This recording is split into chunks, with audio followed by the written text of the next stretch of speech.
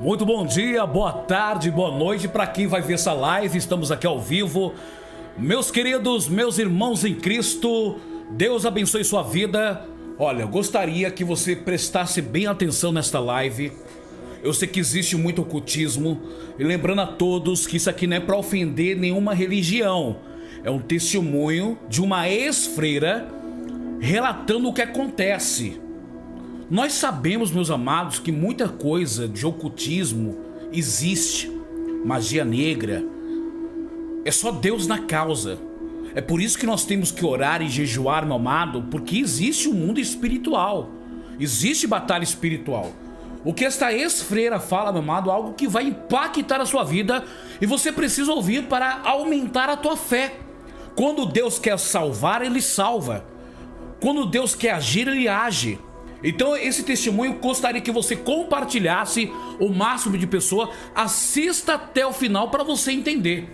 Você acredita que Deus pode mudar uma vida? Você acredita que Deus pode transformar vidas? Eu acredito. E esta ex-freira, meu amado, ela tem um conhecimento muito profundo, né? Teve um encontro com Jesus, é algo muito forte.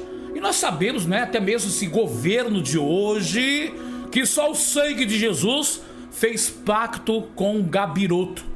Nós sabemos, meu amado, que eles querem o nosso Brasil de qualquer forma, mas o inferno não vai prevalecer. Veja comigo agora que essa ex-freira falou que vai chocar o Brasil. É muito forte, Brasil. Meu nome é Dalva de Oliveira Morgado. Irmã, como foi a sua ida para o convento? Aos 8 anos de idade, eu comecei a estudar numa escola de freira. E ali eu ficava admirada em ver as freiras usarem roupa diferente das outras mulheres. E procurei saber delas por que elas eram diferentes. E ela explicou para mim que ela era a esposa de Jesus, por isto que ela era separada. E a partir daquele momento eu comecei a sonhar. Eu queria também ser esposa de Jesus. E ali eu comecei a insistir com a minha mãe para me levar para o convento. Mas minha mãe não queria deixar porque eu era a primeira filha dela. E ela tinha muito cuidado e dizia que não, porque eu não poderia mais chegar perto dela, iria ter que viajar e ir para longe. Porém eu insisti muito. E ela me levou para um convento através do arcebispo de Alagoas. Lá no convento, eu comecei a estudar e preparar-me para ser freira. E com 14 anos de idade, eu vesti o hábito de noviça. Até então, eu era uma garota muito feliz. Eu estava estudando e preparando-me com muita ansiedade para ser esposa de Jesus Cristo. Muito bem. Irmã Dalva, e como noviça, a senhora alcançou seu objetivo para ser feliz? Até então, eu me julgava uma moça feliz ali. Estava aprendendo para ser esposa de Jesus. Eu queria encontrar o meu esposo. Ali no convento nós lemos muitas literaturas, muitas biografias de santos. Aprendemos a história de todos os santos da Igreja Católica. Porém, nada sabia do meu esposo. E eu achava que depois que eu vestisse o hábito de noviça, eu iria aprender mais dele. Porém, foi ao contrário. A minha vida começou a viver num clima de terror ali dentro, pois as imagens dos chamados santos começaram a falar comigo. Uma tarde, eu estava sentada na Gruta de Lourdes, sentada numa pedra, lendo um livro, e de repente eu ouvi alguém chamando-me e dizia: Dalva, vem cá, olha para mim. E eu procurei por todos os lados pensando que fosse uma amiga, porém não encontrei ninguém. E mais uma vez ouvi chamar, e quando eu me virei, estava a Nossa Senhora de Lourdes com as mãos estendidas, os olhos piscando, e dizia: Dalva, vem cá, vem para mim. E eu saí gritando que não queria mais ir para aquele lugar e que eu não queria ela. E fui aos pés da superiora, expliquei para ela. Porém, ela achou e falou para mim que eu estava com um problema de ilusão de ótica, que aquilo na realidade não tinha acontecido. E se acontecesse, eu devia ter ido para saber dela o que ela queria. porque era comum os santos falar com as pessoas. Porém, eu tinha muito medo. Irmã Dalva, lá no convento, vocês liam a Bíblia? Não, não podíamos ler a Bíblia e nem tampouco pegar na Bíblia, porque a superiora nos ensinou desde que entrei para o convento que a Bíblia era sagrada e só o padre podia pegar e ler. Porém, eu era muito curiosa. Eu queria saber o que estava na Bíblia. E por que a gente nunca entendia, apesar de estudarmos o latim, mas estudávamos apenas a missa em latim. Mas quando ele dava a pregação, não entendíamos nada, não sabíamos nada. Uma vez eu conversando com o padre, o capelão lá do convento, ele falou para mim que, aleluia, porque na sexta-feira da Paixão, aquela missa muito comprida, começava das 9 até 1h da madrugada, e ele dizia que estava procurando aleluia. E eu queria saber o que era aleluia. E ele explicou para mim que aleluia era uma gota do sangue de Jesus que estava dentro da Bíblia e que mudava de lugar, passava de uma folha para outra. E ele tinha que ler todo até chegar onde estava esta gota deste sangue e ali seria achada aleluia. E se não encontrasse essa gota de sangue, acaba ali. Por isso que nós ficávamos naquele medo e a gente torcia e rezava muito para que a aleluia fosse achada logo com medo do mundo acabar. E um dia eu fui designada para limpar a capela. Porém, naquele dia eu achei ali a minha oportunidade e peguei a Bíblia que estava no altar e sentei no chão e pus a Bíblia no meu colo e comecei a folhear. Eu queria ver a gota do sangue de Jesus na Bíblia. E depois de folhear a Bíblia várias horas, nada encontrando, a superiora foi à minha procura e encontrou-me com a Bíblia nas mãos. E ela gritou comigo e falou que eu não podia pegar na Bíblia e que eu estava em pecado. E imediatamente chamou o padre, telefonando para que ele viesse me confessar, porque eu peguei na Bíblia. Então eu me confessei e ele passou uma penitência para mim de rezar 50 Ave Maria, 50 Pai Nosso, 50 Credo, ato de confissão, isso durante 30 dias. E ainda peguei 33 dias de castigo. Não podia nem almoçar e nem jantar, só tomava o café da manhã. Esta foi a minha penitência, por simplesmente pegar na Bíblia, procurando alguma coisa que fosse do meu esposo, porque isto era o que eu queria, era ser esposa de Jesus. Ocorreu também um fato muito estranho ali no convento. Eu, junto com minhas colegas e as alunas do orfanato, resolvemos brincar de esconde-esconde. E eu tomei a iniciativa de me esconder embaixo do altar, pois eu sabia que ali ia ser difícil as meninas me encontrarem. Porém, quando eu entrei embaixo do altar, encontrei ali um homem deitado. Ele estava seminu, e então, no seu corpo havia muitas marcas de batom e sujo. E eu fiquei com medo e ele abriu os braços e tentou me segurar. Aquele homem não era outro, mas o que chamam de muito conhecido como Senhor Morto. É o Senhor que fica na Igreja Católica na Sexta-feira da Paixão para que as pessoas vá beijar. E as marcas de batom ficam no seu corpo e torna-se muito feio. E eu me assustei bastante com aquilo e saí gritando. As freiras me seguraram e aquilo foi tornando cada vez pior. O tempo passou e chegou o dia em que eu iria fazer os votos perpétuos. Então, naquela noite, nós tínhamos que ficar em meditação até as 10 horas da noite no convento, rezando o ofício de Nossa Senhora, meditando do que seria a nossa vida dali para frente. Porém, de repente, eu comecei a ouvir alguém me chamar. E eu comecei a tremer de medo, fiquei arrepiada, eu sentia que o meu cabelo estava em pé. E eu procurei pensando que fosse alguma colega, porém não era. E assim na porta da entrada da capela, bem no alto, tinha uma cruz muito grande. Naquela cruz estava presa um Cristo do tamanho natural de um homem. E quando eu olhei para aquele Cristo, ele que fica sempre com o rosto pendido para um lado, ele estava com a cabeça firme, com a cabeça em pé.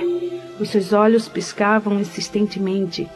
Suas mãos presas na cruz mexiam os dedos no gesto de chamar.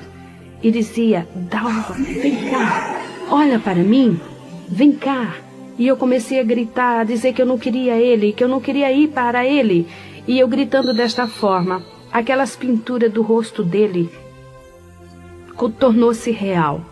Aquela marca de sangue no peito dele também começou a jorrar e caía pelo chão. E as freiras que vieram me socorrer passavam por baixo daquela porta e sujavam-se no sangue que escorria pelo chão. E eu saía correndo porque eu dizia: não me toque, as suas mãos estão sujas de sangue. E elas fizeram um cerco, me seguraram e esfregavam meu rosto no chão e dizia: veja que aqui não tem sangue. Porém era real. Eu via aquele sangue. Eu passei uma noite muito apavorada e eu chorava muito. De manhã, a superiora chegou para mim e falou: Dalva, você não pode fazer os votos e você não vai vestir o hábito de freira. Você vai para sua casa, vai passar 1 ano fora. Se você melhorar, você pode voltar a ter mais uma oportunidade de fazer os votos. Irmã Dalva, e depois que a senhora saiu do convento, o que aconteceu? Foi o seguinte: a superiora aconselhou minha tia levar-me em um psiquiatra, porque segundo ela eu tinha problemas psíquicos. Minha tia me levou a uma psicóloga e a um psiquiatra. Fiz um tratamento de 3 meses. A cabo de 3 meses, a psicóloga chamou a minha tia e falou para ela terminar com o tratamento, pois eu era uma moça normal, não tinha problema nenhum. E não adiantava continuar com esse trabalho. Então, eu saí daquela psicóloga e do psiquiatra também, porque ela falou que o que eu podia ter seria alguma coisa de ordem espiritual, e isto já não pertencia mais para ela. Porém, lá no nosso apartamento já estava ocorrendo outros fatos também extraordinários, fenômenos que não sabíamos como explicar, pois de repente alguém jogava pedrinhas, alfinetes, pregos e agulhas em cima de mim por onde quer que eu passasse. Este fato ocorria até mesmo quando eu estava tomando banho. Era impossível que fosse alguém que jogasse essas pedras, pois nosso apartamento fica na Avenida São João, em cima do edifício do MAP, no 20º andar. Era impossível ser uma pessoa. E a nossa empregada começou a falar que eram os guias, os espíritos que estavam jogando aquelas pedras, aqueles alfinetes, porque eu era médium de berço e que eu precisava ir num centro espírita para desenvolver e também para expulsar aquilo ali. E que se eu não fosse, ela iria pedir as contas, iria sair, não tinha mais condições para ela ficar ali também. E tomamos a decisão que eu iria para o centro espírita mesmo, porque já havia crescido muito. A gente já não podia mais almoçar e nem jantar, pois aqueles fatos ocorriam, jogavam aquelas pedras, aquelas coisas por cima até mesmo dos alimentos. E aquela senhora me levou em um centro espírita de mesa branca de Allan Kardec, na Estrada dos Remédios.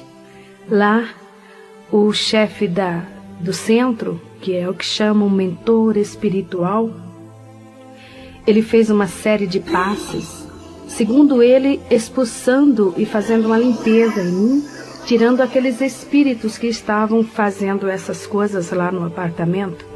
E ele explicou para nós que esses espíritos eram espíritos de pessoas que haviam falecido, porém não tinham tomado conhecimento de que estavam mortos e achavam-se dono do apartamento.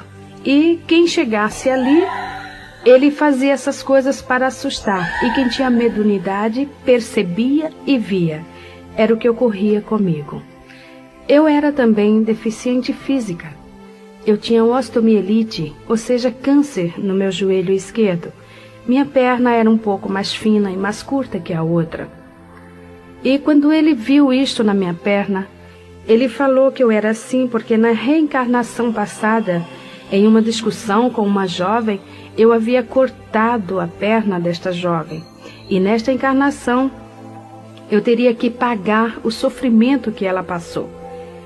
E eu custei, mas comecei a acreditar naquele homem, porque realmente o médico já havia falado que ia chegar numa época em que eu iria cortar a minha perna, porque o câncer, o câncer da osteomielite, ele destrói o osso da perna. É uma dor constante, eu fazia várias infiltrações, raspagens e tudo mais, e sempre a doença acelerada. E eu comecei a desenvolver ali no centro espírita. No centro espírita, nós encontramos os que chamam espíritos familiares. Em Jó, capítulo 7, versículo 9, a palavra de Deus nos diz o seguinte: os que descem à sepultura nunca tornará a subir. Então, o diabo, ele fica camuflado, escondendo a verdade para ludibriar as pessoas. Nós encontramos também em Isaías, no capítulo 8, versículo 19, o Senhor Deus nos advertindo também que não se deve consultar os espíritos familiares e os adivinhos que chireiam e murmuram entre os dentes. Assim como Deus coloca um anjo ao redor daqueles que o amam e que o buscam, o diabo também coloca um demônio ao redor das pessoas também que o servem. E quando aquela pessoa vem a falecer, aquele demônio assume a personalidade daquela pessoa, passando-se por ela, e manifesta no centro espírita, e diz para as pessoas que estão ali presentes: eu sou teu pai, eu sou a tua mãe, eu sou teu irmão, o teu vizinho, o teu amigo. As pessoas às vezes querem duvidar, porém ao escutar a voz é a mesma. E também aquele espírito diz: olha, eu gostava de usar uma roupa desta cor, eu usava este terno, ou mesmo este vestido, e eu gostava de comer este tipo de comida, e eu deixei na gaveta um objeto assim, um bilhete escrito no bolso da camisa, está no guarda-roupa assim, e a pessoa vai procurar e lá encontra exatamente como o diabo falou, e passa a acreditar naquele demônio, porque tudo isto não passa de demônios. Orixá, festas, como eles chamam ali, meu coração já havia virado uma pedra. E depois de passar quase 5 anos na Umbanda, chegou um dia em que o chefe do terreiro chegou para mim e falou: Dalva, aqui não dá mais para você ficar, porque aqui ou eu ou você. Você já está sabendo mais do que eu, você já recebe mais entidades do que eu, os trabalhos mais pesados já é você que faz. Então procura algo mais forte. Sai daqui. Irmã Dalva, segundo essa expressão do chefe do terreiro, o que significa essa palavra mais forte, um lugar mais forte? É o seguinte, a Umbanda tem uma grande diferença do Candomblé. Na Umbanda eles julgam-se, os umbandistas julgam-se que eles fazem somente o bem, eles não fazem o mal, eles só procuram ajudar. E não tem essas matanças, não raspa a cabeça, não faz essas coisas. O diabo ali, ele é mais sutil, enganando as pessoas, com essa história de que os pretos velhos são os negros africanos, os caboclos são os índios que morrem, enganando assim as pessoas. Lembro-me bem quando eu estava na Umbanda uma vez, o preto velho manifestou e falou: quando o meu senhor batia em mim, ele me colocava em cima de uma pedra de gelo, até aquele gelo derreter. Eu estava ali sentado naquela pedra e ficava todo congelado. Hoje eu sei que o diabo estava mentindo, porque naquela época não havia geladeira. O homem ainda não havia inventado geladeira. Como aquele homem podia estar em cima de uma pedra de gelo? Mas, quando estamos ali, somos cegos, não observamos essas coisas. Totalmente cegos. Então, eu fui para o Candomblé. O Candomblé é mais forte do que a Umbanda, porque lá eles têm os chamados segredos de camarinha, os fundamentos, como eles chamam. É uma religião. Agora ela é religião. Ele veio da África para o Brasil e assumiu um poder muito grande aqui no Brasil, onde existem muitos adeptos, inclusive muitas autoridades, muitas pessoas aí de grande cultura, pertencendo ao candomblé, achando que está fazendo uma grande coisa. A diferença é essa, que o candomblé ele é mais forte. O diabo ali ele já está mais, assim, vamos dizer, aberto. Ele já se mostra mais com maior poder. Ele mostra a força que ele tem e o domínio que ele assume nas pessoas. Então ali no candomblé, eu entrei de roncó para fazer cabeça. Irmã Dalva, uma pergunta. O que significa essa palavra roncó? Roncó é um quarto pequeno, sem janelas. Ele só tem uma porta de entrada. A pessoa fica ali recolhida durante 30 dias, quase nua. Usa apenas uma saia amarrada no alto dos seios, deitada em uma esteira que eles chamam na linguagem africana de sissa. E ali eles passam 30 dias tomando banho de abor. Abor é um banho de águas misturadas com ervas e sangue de animal. Esta água ela fica em um vaso grande, enterrado durante 30 dias, ali curtindo. Ali cria bichos, muitas larvas. E é com esta água que a pessoa que está recolhida toma banho 30 dias. Às vezes, quando despeja água no corpo, aquela água fedida, escorre até os bichinhos pelo corpo. E a pessoa também fica manifestada com um demônio que chama-se Herê. Herê é um espírito de criança, que se passa por criança, manifesta na pessoa. A pessoa fica ali, porque segundo os orixás, a criança tem mais facilidade para aprender. E a pessoa entra de roncó para aprender a dançar, a cantar e a falar o dialeto africano. O candomblé que eu entrei era da nação de Angola, mas ali dentro a gente aprende o jexá, o queto e a Angola. Ali fiquei 30 dias, eles rasparam a minha cabeça totalmente. Fiquei 30 dias manifestada com este demônio. E o que ocorre, às vezes, quando toma aquele banho que os bichinhos ficam andando no corpo, o herê, o demônio que está na pessoa, pega aqueles bichinhos e vai comendo. Com isso, nós vemos que o diabo é sujo. E tudo quanto está ao seu redor, e ele procura também levar a pessoa no mais baixo grau, levando a comer sujeira, a comer larvas. A pessoa fica ali dentro, a comida que vem, são comidas que vêm sempre misturadas com sangue. São comidas, a gente não come o arroz, o feijão natural, é sempre aquelas folhas maceradas, é sempre coisas totalmente diferentes de um alimento normal de um ser humano. E depois de 30 dias que está passando por esta fase toda, que já aprendeu a dançar, já foi raspada a cabeça, então dá-se a matança de 21 animais. Aquele animal é tudo ele cortado em cima da pessoa, o sangue derramado no seu corpo e espargido em cima dos que eles chamam de sacudimento. São comidas que ficam ali expostas em tigelas e também pega-se com uma pedra que chama otar. Ali fica preso naquela pedra a vida da pessoa. Tudo que o pai de santo ou a mãe de santo quiser fazer com a pessoa, pega aquela pedra e chama pelo nome do orixá através daquela pessoa, porque a pessoa também recebe o nome do orixá, o nome que o próprio orixá vai dar no dia da saída dele, que chama saída do santo.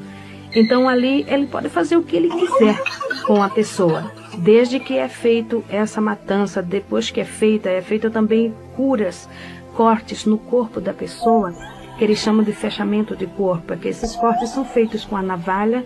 No meu corpo ainda existem essas marcas, mas o Senhor, pela sua misericórdia, está fazendo desaparecer, mas ainda existem marcas, como o irmão mesmo pode ver, tem marcas ainda nos meus braços que comprovam isto.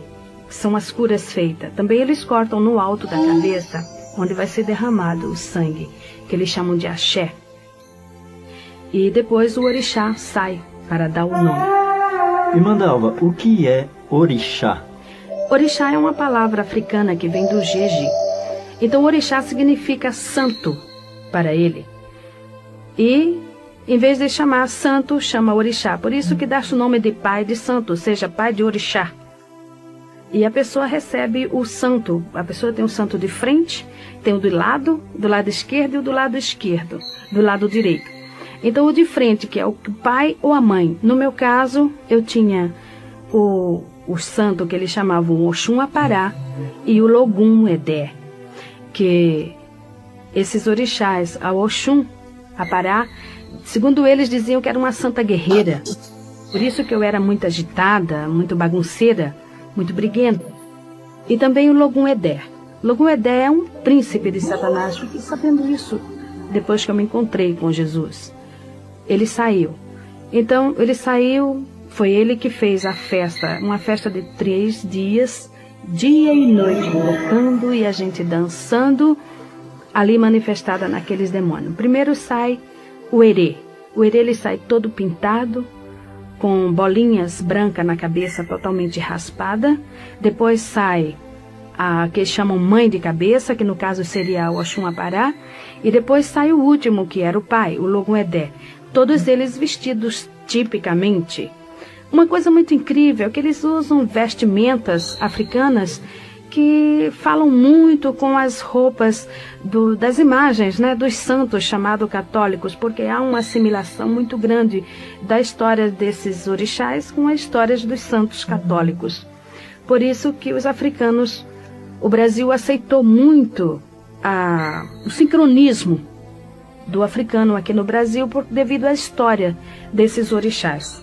Uma coisa muito incrível também, e doloroso de nós falarmos sobre isso, é sobre a padroeira do Brasil. Porque nós sabemos do candomblé que esta estátua é uma estátua africana. Ela veio junto com os negros, no navio negreiro, em um dos navios, e no candomblé existe um ritual que a imagem que é quebrada a cabeça, ela tem que ser jogada no rio. Ela não pode. E segundo o que nós aprendemos ali dentro, essa estátua seria a Oxum.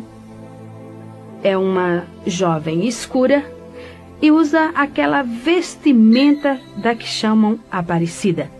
É aquela mesma roupa e quando sai no candomblé ela sai vestida daquele jeito. Por isso o nosso Brasil está numa miséria total, porque está servindo não a Deus. Então ali, depois que sai vestido tipicamente, no dia seguinte, no final de tudo, dá-se o que eles chamam de axé do santo, ou seja, despachar aquelas matanças todas. Já passou 7 dias.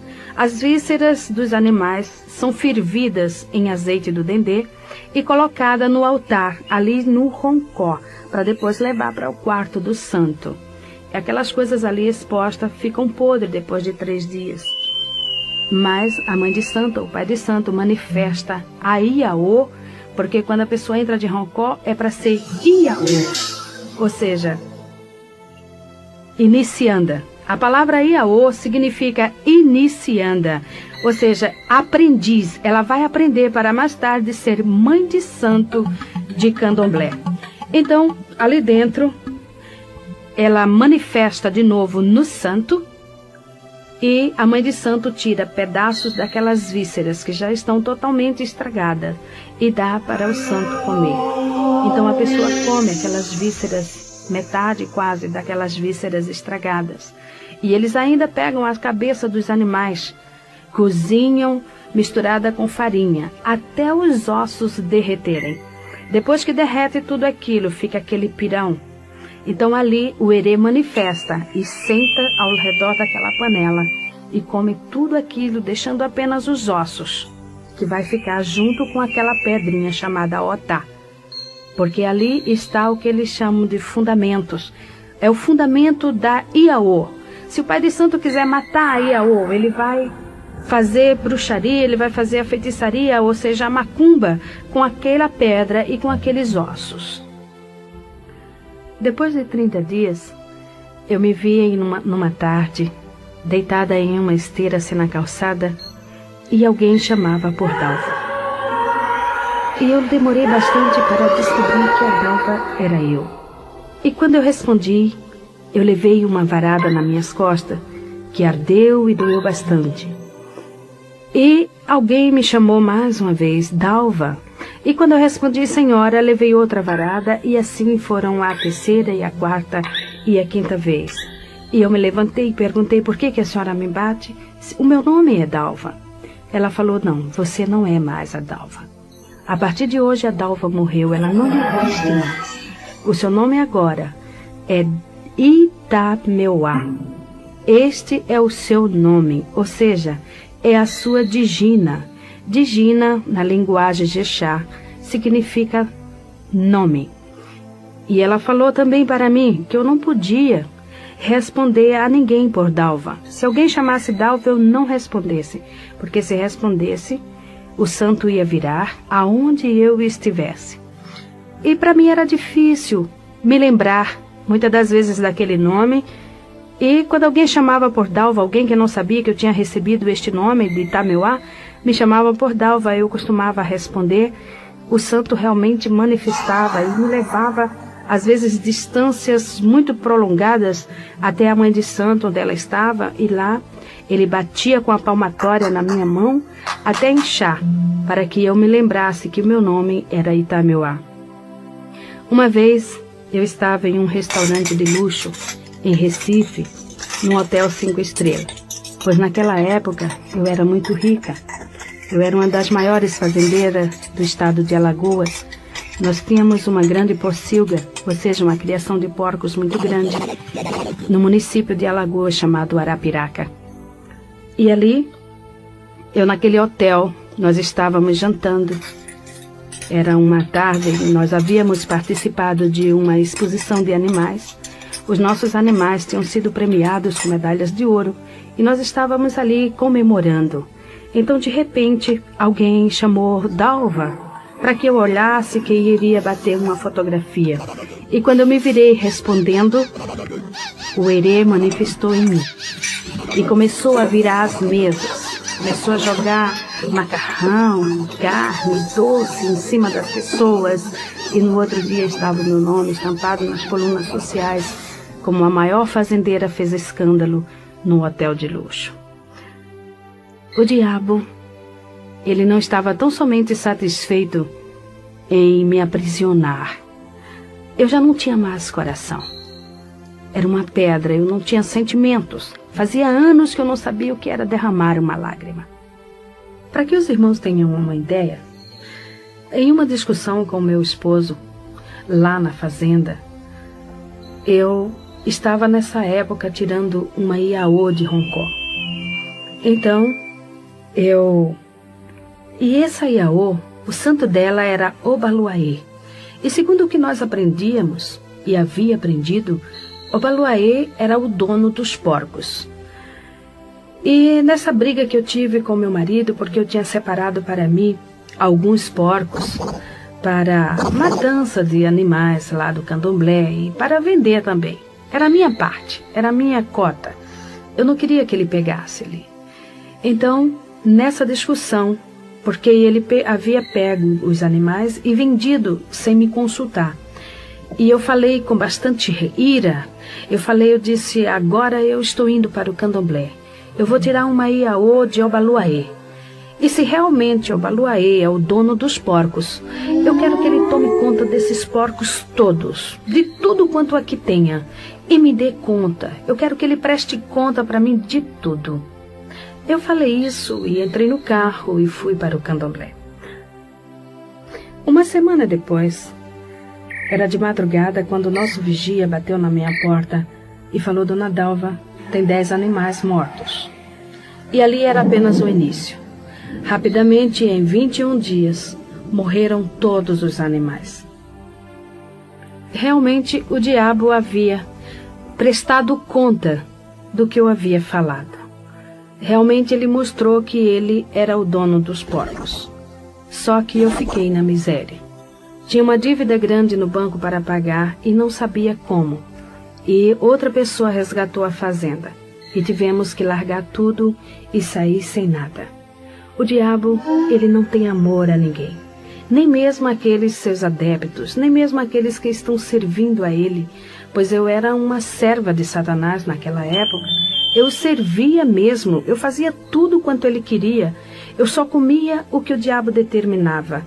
Eu só vestia o que ele determinava. Cada dia da semana eu tinha que vestir uma roupa diferente na cor que ele escolhia. Eu não podia comer determinadas comidas, e se eu comesse eu caía de cama doente, eu ficava enferma, ele batia em mim, e eu vivia uma vida totalmente oprimida. E durante este tempo, eu fiquei 7 anos aprendendo ali com a mãe de santo para ser mãe de santo de Candomblé. Depois desses anos, eu fui mais uma vez recolhida de Roncó, dessa feita para ser mãe de santo de Candomblé, aprender as cantorias do africano, as danças e os segredos de Camarinhas. Irmã Dalva, o que vem a ser segredos de Camarinha? Segredos de Camarinhas são o que eles chamam de fundamentos, ou seja, as palavras, as rezas que eles falam quando estão raspando a cabeça das pessoas, quando eles estão cortando os animais, os pedidos que eles fazem, aprender a jogar búzios, a ler a mão, a ler cartas e outras coisas também, como fazer feitiços, como fazer bruxarias, cada tipo de bruxaria diferente, as rezas, essas coisas todas. Estes são os segredos de Camarinha. Como mãe de santo, eu abri terreiro em Arapiraca, no estado de Alagoas, foi o primeiro. O segundo foi em São Paulo, no Jardim São Paulo, lá em Guaianazes. O terceiro foi no Rio de Janeiro e outro em Londrina, no Paraná. Como mãe de santo, eu já estava totalmente dominada pelo Satanás. Meu coração era uma pedra, não tinha sentimentos, não tinha também paz e nem alegria. Era uma criatura muito vazia, porém não mostrava para ninguém. Eu mostrava uma satisfação que na realidade eu não tinha. Muitas das vezes no meu quarto, sozinha, eu chorava, porque havia dentro de mim um grande vazio. Alguma coisa não estava se dando bem comigo, porque faltava algo dentro de mim. E eu cada vez mais me aprofundava ali dentro. Vivia constantemente raspando cabeça de outras pessoas, ou seja, recolhendo iaô de Roncó e fazendo macumbas. Era convidada para ir em outros estados fazer bruxarias e feitiçarias. E não estando satisfeita, eu saí dali do Candomblé e achei por bem entrar na magia negra. Irmã Dalva, qual a diferença entre o Candomblé e a magia negra?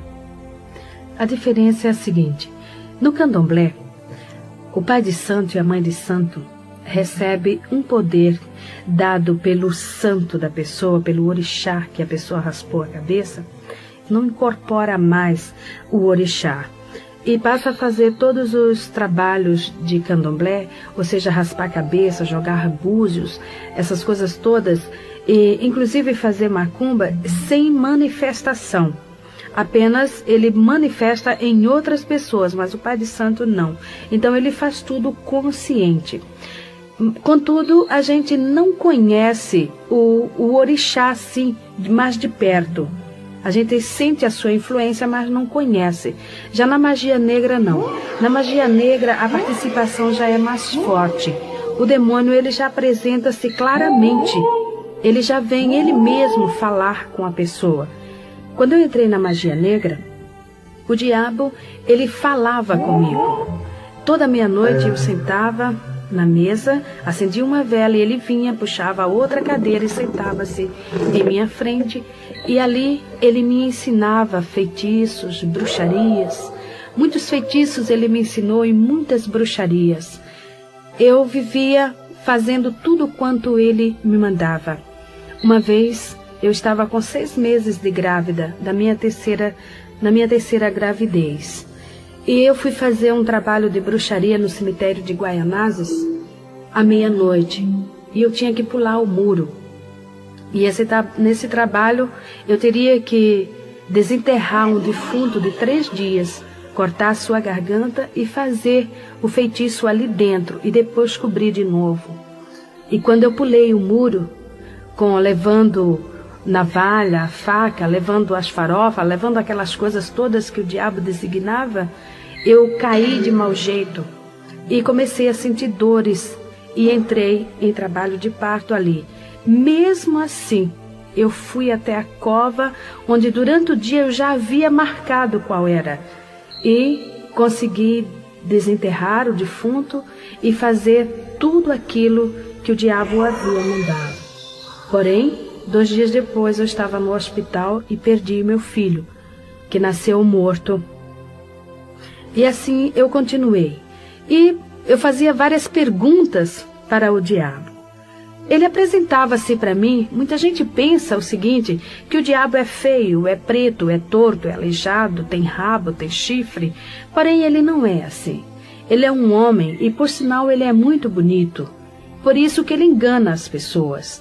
Porque as pessoas julgam que o diabo é feio e, no entanto, ele apresenta-se muito belo, muito bonito e muito inteligente, por sinal. Ele fala também um português muito correto, uma linguagem perfeita.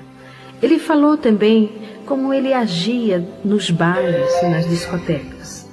E uma vez eu pude observar também. Ele fica nas costas das pessoas, dançando junto com as pessoas. E depois ele começa a soprar no ouvido das pessoas, mandando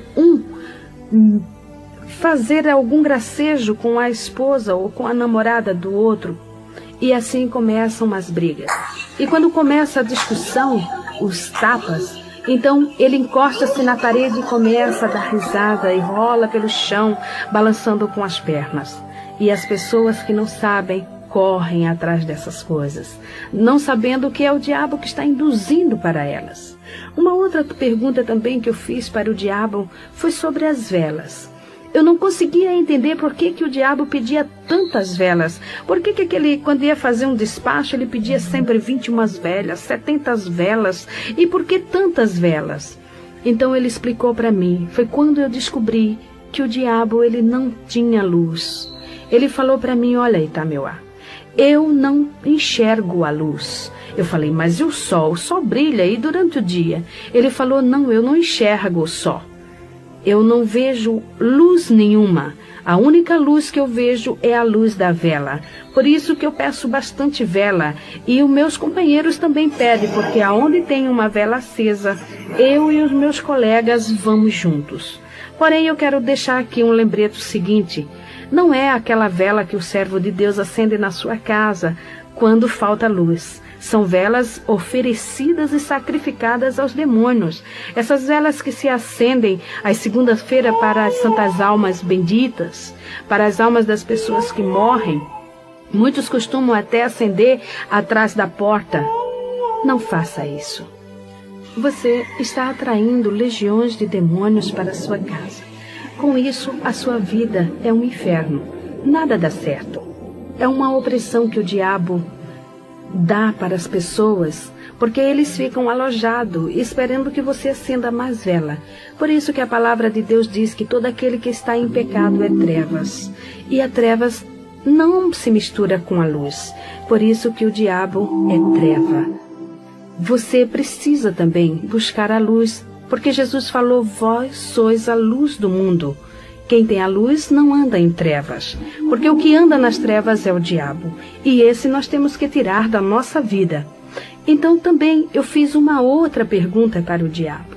Eu queria saber por que aquelas imagens de esculturas, os chamados santos lá do convento, viviam falando comigo, me chamando e tentavam muitas das vezes até segurar-me. E ele começou a dar risada e olhando para mim ele falou, ora Itameuá, era eu. Eu falei, mas como você? Ele disse, é muito simples. Cada imagem, ela tem um espaço vazio dentro de si. É o espaço exato que me cabe. Eu fico dentro da imagem ou atrás, para ouvir o que as pessoas estão pedindo, para poder fazer. E assim com isso, elas estão me seguindo. Com isso, elas estão fazendo o que eu quero. Irmã Dalva, e do catolicismo até a magia negra, a senhora conseguiu saciar o anseio da sua alma? Não. A minha vida era uma busca constante. Fui para todos esses lugares, procurando encontrar-me, procurando preencher este anseio da minha alma, porque eu sentia dentro de mim um vazio muito grande.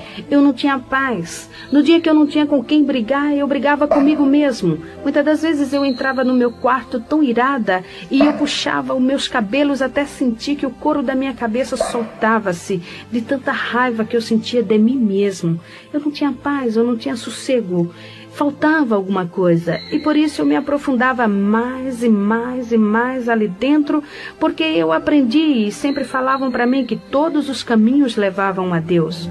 E eu queria saber qual era o caminho que eu estava levando. Mas esse caminho eu não encontrei. A minha outra parte eu não encontrava de jeito algum. Bem, 3 anos antes que eu me encontrasse com Jesus, eu estava numa madrugada fria, nevoenta, acendendo uma vela para um demônio chamado Tempo Zarar, bem no portão do candomblé. E quando passou um senhor, um homem alto, escuro, e ele foi até a esquina. Quando ele chegou na esquina, ele voltou e parou bem no meu portão. Eu me levantei e antes que eu falasse com ele qualquer palavra, ele estirou a mão para mim. E com o dedo em riste ele falou para mim: a mão de Deus está na tua cabeça. Moço, Deus não olha para mim. Deus não lembra de mim. Ele não sabe nem que eu existo. O senhor sabe ler por acaso? Então leia esta placa. O senhor sabe o que está escrito aqui? Está escrito Abassá de Ilê de Oxum. Isso aqui é um candomblé, meu senhor. Eu sou feiticeira, eu sou bruxa. Deus não olha para mim. Ele falou: a senhora está enganada. Quando eu cheguei na esquina, Deus falou no meu coração e falou: volta e fala para aquela mulher tudo quanto eu te mandar. E ele está dizendo que vai tirar a senhora daí, porque ele tem um grande plano na sua vida. Então eu comecei a dar risadas e eu gargalhava mesmo. Eu falei: agora estou vendo que o senhor está bêbado. Deus me tirar daqui? Meu senhor, uma hora dessa, o senhor falando besteira na minha porta. Como que Deus vai me tirar daqui, meu senhor? Deus não vai me tirar daqui nunca. Ele disse: quando isto acontecer, você vai se lembrar das minhas palavras. Porém, sei que aquele homem era um servo de Deus. E o recado dele eu esqueci no meu coração. Passou o tempo. Eu fui morar no Rio de Janeiro, em Nova Iguaçu. Ali abri candomblé. E depois de 3 anos eu tive uma 4ª gravidez. Depois de fazer bruxarias, com as noites que eu não dormia direito, a minha gravidez era doentia, problemática. Eu ia fazer a 4ª cesárea. Minha filha nasceu antes de completar o 7º mês. Era pequenininha. Teve toda sorte de enfermidade. Nasceu com os rins paralisados e internada no hospital da Polícia Militar no Rio de Janeiro. Ela ficou 4 meses. Depois, o médico pediatra me chamou e falou para mim parar com todas as minhas atividades e cuidar somente da minha filha, porque ela requeria um cuidado todo especial, e esse cuidado só a mãe poderia dar. E eu levei minha filha e aquele médico me fez assinar um termo de responsabilidade. Ele falou para mim: Dona Dalva, eu estou entregando a senhora a uma criança viva. Esta criança ela pesa apenas 800 gramas, mas está viva. E eu quero que a Alice cresça. Toda semana a senhora vai me trazê-la aqui. Pare tudo e cuide só da sua filha. Quando cheguei em casa, eu falei: vou fechar o candomblé por 1 ano para cuidar da minha filha. E assim fiz. Fui até Tinguá, no Rio de Janeiro. Era lá que eu tinha o terreiro. E fechei o candomblé, mandei que os filhos de santo e as pessoas fossem para um outro lugar, me aguardando até o fim do ano. Porém, quando eu cheguei em casa, o diabo apresentou-se para mim e falou: Itameuá, você não pode fechar o candomblé. Eu falei: claro que eu posso, eu preciso cuidar da minha filha. Ele disse: não, você não pode, você não se domina. Você não faz a sua vontade, porque eu mando em você, você é minha, você me pertence. Você já esqueceu o pacto que você fez comigo? Portanto, você não vai fechar o candomblé, porque eu preciso de você trabalhando. Eu falei, mas eu tenho que cuidar de minha filha. Ele falou, não importa, dê a sua filha para quem quiser cuidar, porém você vai abrir o candomblé. E eu voltei a abrir o candomblé, porém eu precisava cuidar de minha filha. E insistindo, ele falou, Itameuá, você não serve mais para mim. Você não presta mais. Eu vou te matar. E passou a partir daquele instante a bater em mim de chicote. Ninguém via o chicote, porém o meu corpo começou a nascer vergalhões, bolhas de fogo, que abria-se, corria aquela água que fedia, e coçava, queimava, ardia. Eu não tinha sossego, eu não podia fazer nada, só me coçando. Fiquei igual uma leprosa. A minha carne fedia, não podia cuidar de minha filha e nem da minha casa. Aí para os cemitérios, para as encruzilhadas, fazer bruxarias e feitiçarias, porque eu não podia parar, que o diabo não deixava. Foi aí então que o meu marido, o companheiro que eu tinha naquela época, nós havíamos casado no candomblé, ele lembrou-se que foi criado num lar cristão. Em Provérbios, capítulo 22, versículo 6, diz, educa o menino no caminho em que deve andar, porque mesmo quando envelhecer não se desviará dele. Ali estava um homem que foi criado no lar cristão. Aos 15 anos de idade ele ainda estava aprendendo na escola dominical, mas havia desviado-se, enveredando-se por tantos caminhos, até o da bruxaria também. E ele lembrou-se de Jesus e foi reconciliar-se com o Senhor.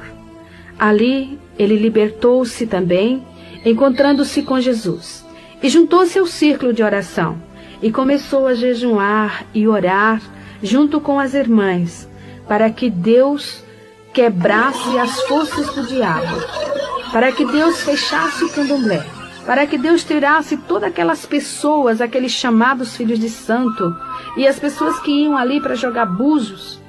E a oração do justo pode muito em seus efeitos. Mas ele estava 15 dias de jejum e oração para que Deus me tirasse das garras de Satanás. Então, de repente, os filhos de santo começaram a discutir. E eles viravam para mim, porque no candomblé, o filho de santo é obrigado a respeitar a mãe de santo, tem que chamar de mãe, e quando vem para dar a bênção para ela, ele beija o chão onde ela pisa. Tamanha é a humilhação que o diabo exige da pessoa. E eles chegavam para mim e diziam, mãezinha, eu não vou ficar mais aqui. E pegava os assentamentos dele, a otá dele, os fundamentos, e iam levando. E de repente eu me vi sozinha ali dentro. E fechei o candomblé e fui para minha casa. E mais uma semana de oração, para que Deus quebrasse as forças do diabo que estava no meu coração, para que eu pudesse ouvir a palavra de Deus. Porém, ele não conseguia, porque mal ele começava a ler, eu caía num sono profundo, ou então o demônio manifestava e me deixava inconsciente 3, 4 dias. E assim, neste sofrimento, eu passei 3 meses, sofrendo desta forma. Porém, as orações, Deus começou a operar. O diabo começou a ver-se quebrado. E chegou para mim numa noite e falou, Itameuá, fala para o Ari, te dá dinheiro e comprar tudo quanto for necessário e faz uma obrigação. Faz um bori, porque eu resolvi te perdoar. Não, foi um falso perdão. Segundo o diabo, ele chegou para mim e falou, depois que eu fiz a obrigação, ele disse que estava apenas me dando uma nova oportunidade. Só que com muita sutileza ele falou, ele disse, bem, eu preciso levar alguém no seu lugar. A sua filha não tem nada, Alice está muito bem, você que está precisando de um tratamento. Pois eu ainda estava com muitas chagas no meu corpo devido às chicotadas do diabo. Eu estava acomodada. Eu aceitava as suas chicotadas. Eu não tinha força para lutar com ele, pois eu tinha consciência do que eu havia feito. Eu era uma pessoa realmente dependente do diabo. Porém, matá-la, ele dizia: vou, Itameuá, eu faço o que eu quero. Eu falei: não na minha filha. O Ari, quando saía para o quartel, ele deixava escrito o endereço da igreja em cima da geladeira. E já lia para mim, em Apocalipse, capítulo 22, versículo: fé com Jesus, você vai para o inferno. Foi aí então que ele me contou algo que havia acontecido há muitos anos. Há anos passados, quando eu estava no Candomblé. Em uma noite, eu estava manifestando. Porém, a Itameuá, ela não sabe que eu sou. E eu proíbo você de falar para ela isto. Outra coisa, vamos aproveitar. Vamos fazer tudo que vier à nossa cabeça. Vamos fazer bastante coisas no mundo, porque o homem lá de cima já está voltando. E você e ela vai dançar comigo no fogo do inferno. Eu, que era uma serva de Deus, e eu iria ficar de fora. E foi assim que naquela noite eu estava com a minha filha sentada no tapete, encostada às minhas pernas. Eu estava ouvindo um disco que, por sinal, de macumba. Quando de repente a minha filha deu um grito e caiu de costas. E quando eu olhei para minha filha, ali o Senhor Deus abriu meus olhos. E eu vi aquele demônio que eu achava tão lindo, tão belo, que eu amava, que eu adorava. Ele estava agarrado ao pescoço da minha filha e as unhas dele eram tão grandes, entravam no pescoço da minha filha, como sugando a vidinha dela. Ela apenas estremecia sem poder respirar ou gritar. E eu peguei minha filha no colo e eu falei para ele: agora eu sei que você é diabo. Ele começou a dar risada. Eu falei: só que você não vai matar a minha filha, porque eu vou levá-la para a igreja. Ele disse: se você... eu vou matar você na porta da igreja. Eu falei: a mim você mata, mas a minha filha você não vai matar. E saí correndo, peguei o endereço lá em cima da geladeira, pus a minha filha no colo. Havia em casa minha irmã, uma jovem de 15 anos, paralítica, pois ela não tinha os ossos dos pés. Porque um dia, em São Paulo, eu comprei um carro na sexta-feira, e no domingo um outro carro veio na contramão, batendo de frente. O meu carro ficou totalmente amassado e as pernas da minha irmã ficou presa nas ferragens, esmagando os ossos dos seus pés. Eu também quase fiquei paralítica, pois tive que segurar o volante do carro com meu braço direito para que não entrasse no meu tórax. Porém, saí do carro, a minha mãe afundou o crânio, pois bateu fortemente. Minhas filhas não morreram, porque estavam sentadas no banco traseiro e foi jogada para o teto do carro. Então, o nosso carro foi vendido para Ferro Velho. Minha irmã foi para o hospital. Lá foi feita a cirurgia, tirando os ossos dos seus pés esmagados. Ficou paralítica. Já havia 3 anos que ela só andava de gatinhas ou de joelhos. Uma jovem que já ia completar 18 anos. Então ali, vendo minha filhinha morrendo, arrastei a minha irmã de joelho pela rua, com a minha filha no colo apenas estremecendo. O diabo manifestou em um rapazinho que morava lá conosco e ajudava nos trabalhos de macumba e começou a me xingar.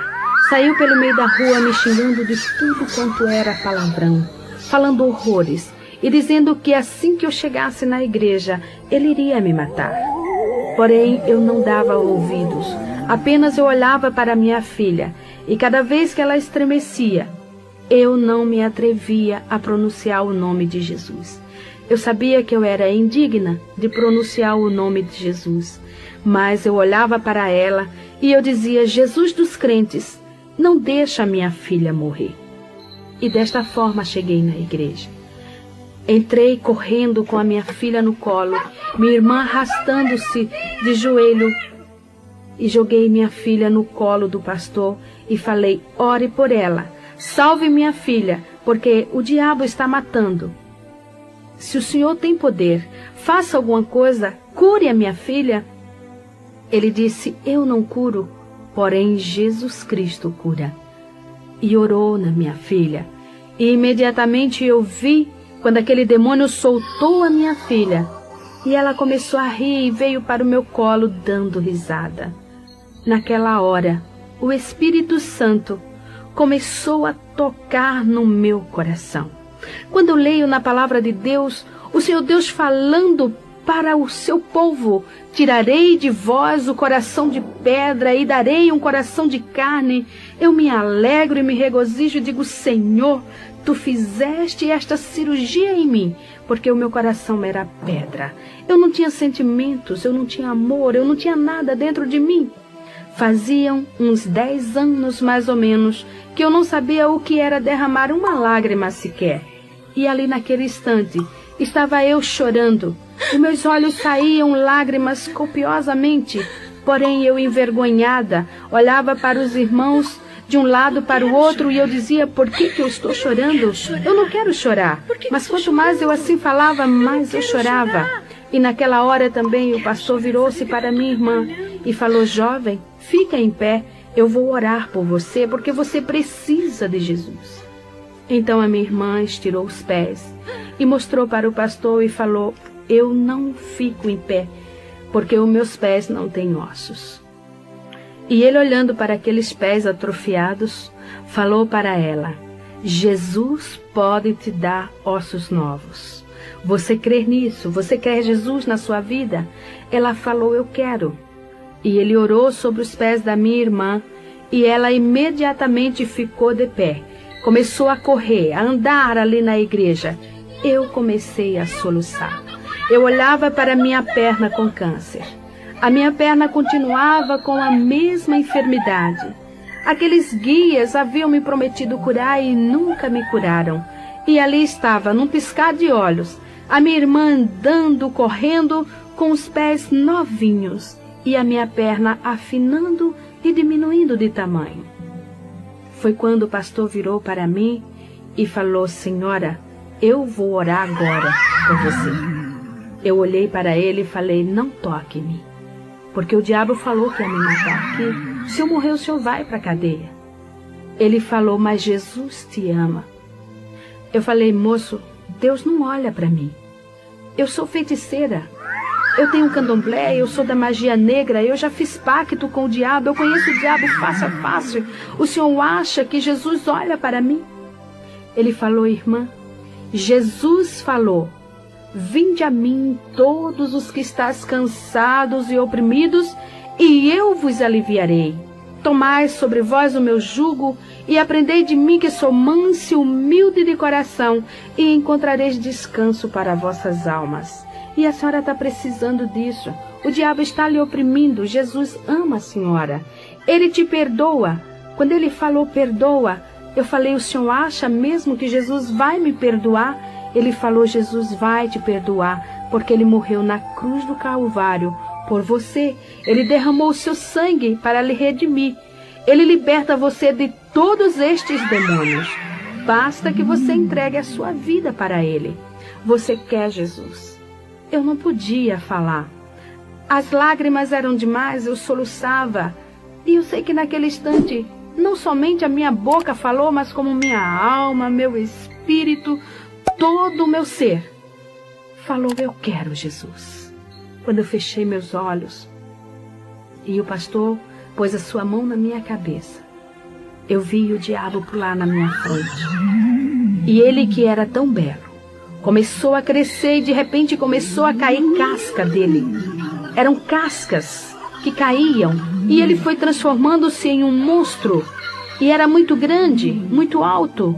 O pé dele era enorme e levantou a perna dele e me pisou. Eu caí no chão, aquele pé me esmagando. Eu queria movimentar-me e não podia. Eu queria gritar, também não podia. Eu queria respirar e não podia. E eu pensei: agora eu estou morrendo. Mas ao longe, eu ouvia a voz do pastor que dizia: demônio, em nome de Jesus, sai! Sai! Porque enquanto eu me via nesta situação, na realidade estava manifestando legiões de demônios. Demônios que xingou o pastor, demônios que quebrou bancos na igreja, demônios que chamou o pastor para briga, fez horrores dentro da igreja. Por último, fiquei caída ali no chão. E o pastor me falou que eu já estava ficando roxa, pois não respirava. E ele começou a clamar por Jesus e ele falou: Senhor, o que eu faço, Senhor? Esta mulher está morrendo. E ele falou para mim que o Espírito Santo falou no coração dele: quem está matando esta mulher é um príncipe de Satanás. Chama um querubim para que te ajude. E eu ouvi a voz dele bem distante falar: Senhor, manda um querubim para expulsar esse espírito de Satanás que está matando esta mulher. E eu vi uma mão que brilhava passar pelo telhado. Era uma mão muito bonita. Pegou na perna daquele monstro e saiu levando. Uma simples mão, levando um monstro tão grande. E eu sei que era a mão do meu Jesus, porque naquela mão havia uma cicatriz. E era a cicatriz do prego que furou a mão de Jesus. Aquela mão, eu sei e tenho certeza que era a mesma mão que aquele servo de Deus, 3 anos antes, tinha visto sobre a minha cabeça. Realmente ali estava cumprindo-se a profecia que o Senhor havia falado na boca daquele servo. Me levantei ali do chão, leve. Eu não sentia o chão nos meus pés. Sentei no banco e comecei a lembrar de tudo. De tudo quanto eu havia praticado e feito, e como Jesus era bom. Eu estava leve, aquele fardo havia tirado, realmente o Senhor havia levado meu fardo. Eu não tinha mais raiva dentro de mim, não tinha mais ira. Realmente eu estava transformada, realmente eu estava ali nascendo uma nova criatura. Irmã Dalva, agora com Jesus eu creio que a senhora conseguiu satisfazer o anseio da sua alma, não é verdade? É sim. Agora eu posso afirmar que sou uma mulher realizada. Tudo quanto eu queria para a minha vida, tudo quanto eu desejava ter, hoje eu tenho, porque eu tenho paz. Hoje eu deito no meu travesseiro e durmo o sono dos justos, porque eu sei que Jesus está cuidando de mim. Eu sei que o seu Espírito está dentro do meu ser, porque Jesus falou: vós sois o templo do Espírito Santo. E Ele tem me guiado, Ele tem me ensinado, Ele tem me orientado e tem me separado para esta obra. Então eu sou feliz. Também 3 anos depois, Jesus me curou do câncer na perna. Me deu uma perna nova, minha perna hoje é igual à outra. E esses anos tenho trabalhado para o Senhor. Sou feliz, porque eu já fui uma mulher milionária financeiramente, mas hoje eu sou muito mais espiritualmente. E tudo isso eu devo a Jesus Cristo.